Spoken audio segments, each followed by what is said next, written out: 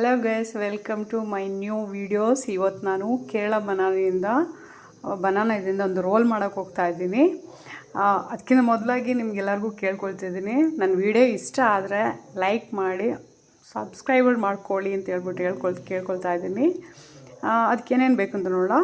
2 Kerala banana ತೊಗೊಂಡಿದ್ದೀನಿ, ಮತ್ತು dry fruits ಸ್ವಲ್ಪ ಗೋಡಂಬಿ, ದ್ರಾಕ್ಷಿ, ಏಲಕ್ಕಾಯಿ ಇದೆ, ಮತ್ತು ಒಂದು ತೆಂಗಿನ ಅರ್ಧ ಭಾಗ ಅಷ್ಟು ತೆಂಗಿನ ತುರಿ ತೊಗೊಂಡಿದ್ದೀನಿ.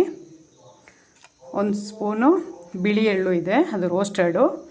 ಆಮೇಲೆ 2 ಸ್ಪೂನ್ ಮೈದಾ, 1/4 ಕಪ್ಪಷ್ಟು ಸಕ್ಕರೆ ಇದೆ, 1 ಮೊಟ್ಟೆ ಇದೆ. ಅದು ಹೇಗೆ ಮಾಡೋಣ ಅಂತ ನೋಡೋಣ. ಮಿಕ್ಸಿಗೆ ನಾನಿವಾಗ 1/4 ಕಪ್ ಸಕ್ಕರೆನ ಹಾಕ್ಕೊಂಡಿದ್ದೀನಿ. ಅದ್ರ ಜೊತೆಗೆ ನಾನಿವಾಗ 4 ಏಲಕ್ಕಾಯಿ ಹಾಕ್ತೀನಿ. ಸಕ್ಕರೆ ಪೌಡರ್ ಮಾಡ್ಕೊಳ್ಳೋಣ. ಸಕ್ಕರೆ ಈಗ ಪೌಡರ್ ಮಾಡ್ಕೊಂಡ್ಬಂದಿದ್ದೀನಿ.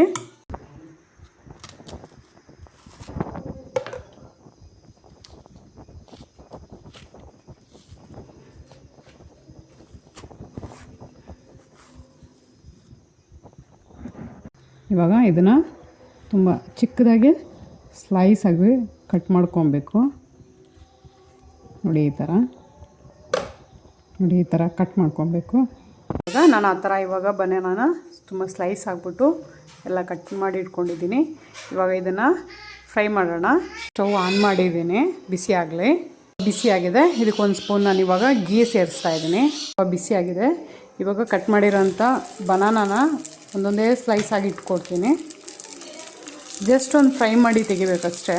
ಮೀಡಿಯಮ್ ಫ್ಲೇಮಲ್ಲಿ ಇಟ್ಬಿಟ್ಟು ಅದನ್ನು ಫ್ರೈ ಮಾಡ್ಕೊಳ್ಳಿ. ಒಂದು ಸೈಡು ಫ್ರೈ ಆಗಿದೆ. ಇವಾಗ ಇನ್ನೊಂದು ಸೈಡ್ ಇದನ್ನು ಫ್ರೈ ಮಾಡ್ಕೊಳ್ಳೋಣ. ಒಂದು ಸೈಡ್ ಕಲರ್ ಚೇಂಜ್ ಆಗಿದೆ, ಚೆನ್ನಾಗಿ ಫ್ರೈ ಆಗಿದೆ. ಇನ್ನೊಂದು ಸೈಡ್ ಫ್ರೈ ಆಗಲಿ. 2 ಸೈಡೂ ಫ್ರೈ ಆಗಿದೆ. ಯಾವುದೇ ಪೀಸು ಒಡೆದೋಗ್ಬಾರ್ದು, ಆ ಥರ ತೊಗೊಳ್ಳಿ, ನೀಟಾಗಿ ತೊಗೊಳ್ಳಿ.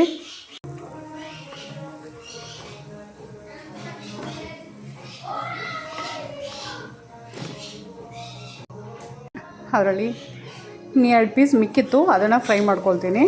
ತವಕ್ಕೆ ಎತ್ತಿಟ್ಟಿದ್ದು ಡ್ರೈ ಫ್ರೂಟ್ಸ್ ಹಾಕ್ಕೊಳ್ತೀನಿ. ಫ್ರೂಟ್ಸ್ ರೆಡಿ ಆಯಿತು. ಅವಾಗ ಕೊಬ್ಬರಿ ತುರಿ ಹಾಕ್ಕೊಳ್ಳಿ, ಫ್ರೈ ಮಾಡ್ಕೊಳ್ಳಿ. ತುರಿಗೆ 1 ಸ್ಪೂನ್ ಸಕ್ಕರೆ ಹಾಕ್ಕೊಳ್ತೀನಿ. ಕಾಯಿ ತುರಿ ಫ್ರೈ ಆಗಿದೆ. ಇವಾಗ ಡ್ರೈ ಫ್ರೂಟ್ಸ್ ಸೇರಿಸ್ಕೊಳ್ತೀನಿ. ಅದಕ್ಕೆ ಎಳ್ಳು ಸೇರಿಸ್ಕೊಳ್ತಾ ಇದ್ದೀನಿ. ಮಿಕ್ಸ್ ಮಾಡೋಣ. ಮೈದಾ ದೋಸೆ ಮಾಡ್ಕೊಳ್ಳೋಣ. ಅದಕ್ಕೆ 1 ಮೊಟ್ಟೆ ಸೇರಿಸ್ಕೊಳ್ಳೋಣ. 1 ಸ್ಪೂನ್ ಮೈದಾ ಸೇರಿಸ್ಕೊಳ್ತೀನಿ. 1.5 ಸ್ಪೂನ್ ಆಯಿತು. 2 ಸ್ಪೂನ್ ಇತ್ತು, ಅದು ಬೇಡ. ಏಲಕ್ಕಿ ಮತ್ತು ಸಕ್ಕರೆ ಪೌಡರ್ ಹಾಕ್ಕೊಂಡಿದ್ದೀನಿ. 1 ಪಿಂಚು ಸಾಲ್ಟು ಹಾಕ್ಕೊಬೇಕು. ನೀರು ಸೇರಿಸ್ಕೊಳ್ತೀನಿ. ಕಲರಿಗೆ ಸೇವಿಯೋಣ. ಫ್ರೈಮಲ್ಲಿ ಇಟ್ಕೊಂಡು ಬೇಯಿಸ್ಕೊಳ್ಳೋಣ. ಇದೆಲ್ಲ ಫ್ರೈ ಮಾಡಿರೋ ಬನಾನ ಇಟ್ಕೊಂಡು ಫ್ರೂಟ್ಸ್ ಎಲ್ಲ ಹಾಕ್ಕೊಳ್ಳಿ. ಸೈಡಿಂದ ಹೇಗಿದೆ ಅಂತ ಇದನ್ನು ಚಿಕ್ಕ ಕಟ್ ಮಾಡ್ಕೊಳ್ಳಿ.